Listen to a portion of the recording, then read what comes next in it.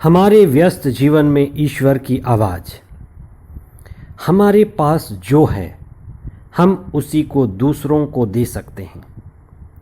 हम वह नहीं दे सकते जो हमारे पास है ही नहीं। हमारे पास जो है उसी को हम विभिन्न रूपों में बिखेरते हैं। अगर हमारे पास अच्छाई है, सच्चाई है, प्रेम है, संदेश है जो अच्छी है, तो हम दूसरों को अच्छी चीज़ें बांटते हैं।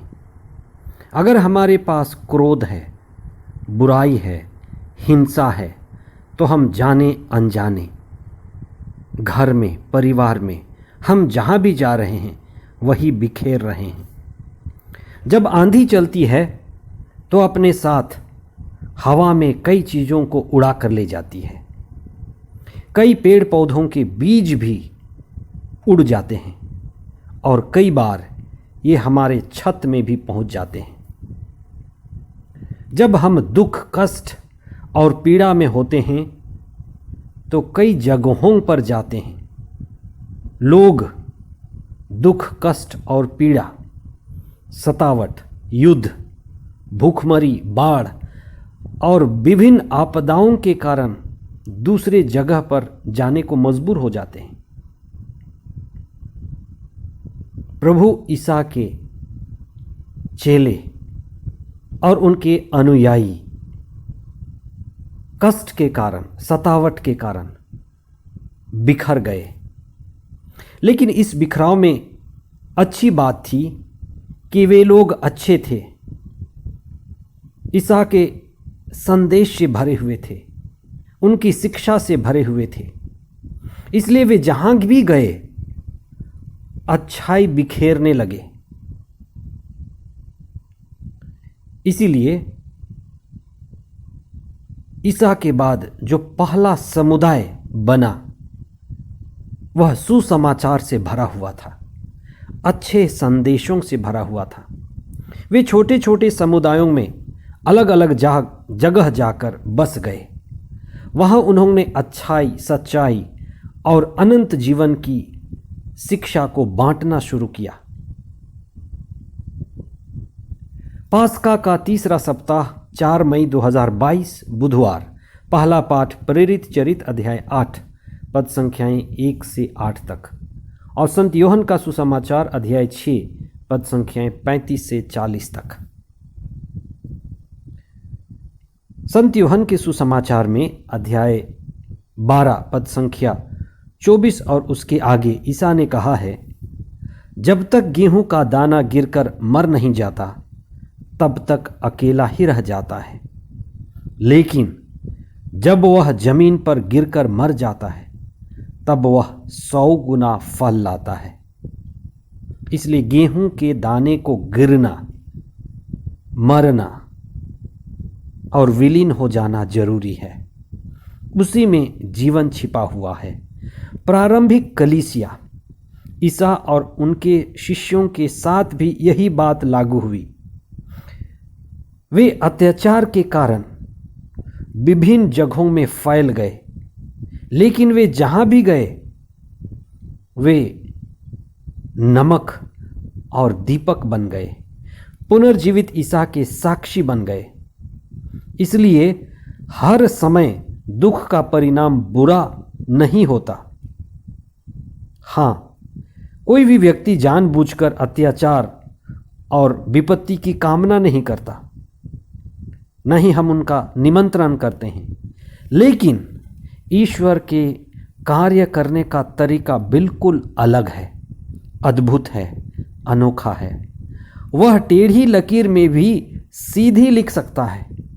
वह विपत्ति से भी अच्छाई निकाल सकता है। प्रभु यीशु के क्रूस के द्वारा हमें अनंत जीवन मिलता है। प्रभु यीशु का क्रूस हमारे जीवन का स्रोत बन गया और अनंत जीवन का चिन्ह बन गया। यही प्रभु का कार्य है। प्रभु ईसा की शिक्षा में आत्मा और जीवन है जो हृदय को शुद्ध करता है और प्रभु के लिए हमारा जीवन बदलता है और हमारे विश्वास के मार्ग को खोल देता है। जब आप विपत्ति में हों, कठिन समय से होकर गुजर रहे हों, उस समय आप प्रभु से प्रार्थना कीजिए, प्रभु से बातें कीजिए और प्रभु से पूछिए, प्रभु आप मुझसे क्या चाहते हैं? आप इस दुख कष्ट और परेशानी से क्या अच्छाई निकालना चाहते हैं? कई लोग जीवन को वरदान समझते हैं और हर चीज के लिए ईश्वर को धन्यवाद देते हैं, क्योंकि उनका अनुभव है कि ईश्वर उनके साथ है और ईश्वर कठिन परिस्थितियों में भी उनके जीवन में सदा उनकी सहायता करेंगे और कुछ न कुछ अच्छा परिवर्तन आएगा।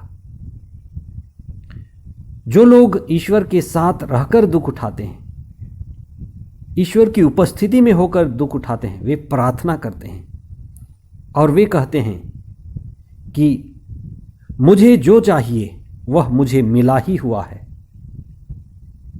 कुछ लोग ऐसे हैं जो जीवन को समस्या मानते हैं। ईसा ने लोगों के बीच रहकर उनकी जरूरतों को देखा, उनके नजदीक रहे, उन्हें शारीरिक भूख में देखा, इसीलिए वे उन्हें रोटियां खिलाए। उनको बौद्धिक भूख में देखा, मानसिक भूख में देखा, इसीलिए उन्हें शिक्षा दी। ईसा ने यह भी देखा कि वे ईश्वर के भूखे हैं, उन्हें ईश्वर की जरूरत है, उन्हें ईश्वर की उपस्थिति चाहिए। ईश्वर के लिए एक वाक्य प्रयोग होता है, मैं ही हूं। बाइबल में ईश्वर कई बार कहता है मैं ही हूं, ईगो एमी। यह सिर्फ ईश्वर के लिए प्रयोग होता है। ईश्वर ही कह सकता है मैं ही हूं, मैं था, मैं हूं और मैं रहूंगा, मैं अल्फा और ओमेगा हूं, शुरू और अंत हूं। ईसा ईश्वर के पुत्र हैं, ईश्वर के द्वारा भेजे गए हैं, इसीलिए वे कहते हैं मैं ही हूं, मैं ही जीवन की रोटी हूं।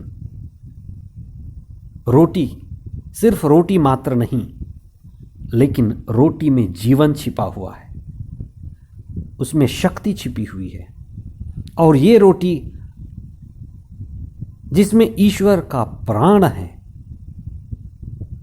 वह रोटी जिसमें शक्ति है, चंगाई है, वह रोटी जो ईश्वर की उपस्थिति है।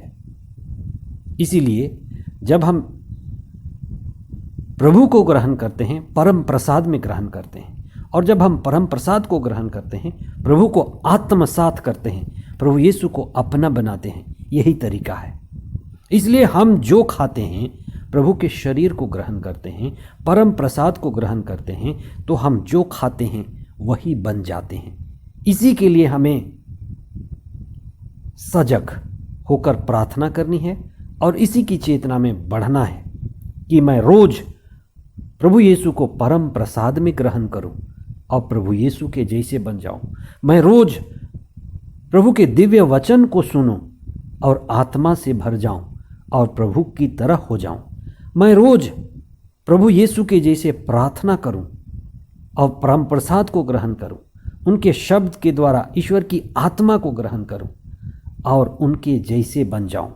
मैं रोने के लिए नहीं, आंसू में रहने के लिए नहीं और परेशान होकर जिंदगी जीने के लिए नहीं बनाया गया हूं।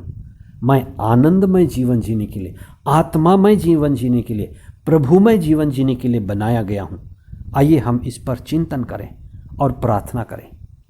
हे प्रभु यीशु, जीवन की रोटी, हम धन्यवाद देते हैं क्योंकि आप हमें मौका देते हैं कि हम मिस्सा बलिदान में भाग लें और इस रहस्य को जानें कि आप में ही जीवन है, आप ही पुनरुत्थान और जीवन है, आप ही इस दुनिया के आगे भी हमें जीवन प्रदान करते हैं और आप में जुड़कर इस दुनिया का अंत नहीं है। आप में ही जुड़कर हमारे जीवन की पूर्णता हमें मिलती है। हमारे विश्वास को बढ़ाइए, हमें तेरे दिव्य वचन पर मनन चिंतन करके जीवन बिताने की शक्ति दीजिए और हम परम प्रसाद में आपकी उपस्थिति को देख पाएं, उसके द्वारा प्रार्थना करें और योग्य रीति से परम प्रसाद ग्रहण करते हुए हम अपने जीवन के स्तर को ऊंचा उठाएं। आपकी शिक्षा हमारे जीवन में आत्मा और जीवन बने। ये प्रार्थना हम करते हैं हमारे प्रभु ख्रिस्त के द्वारा। आमीन।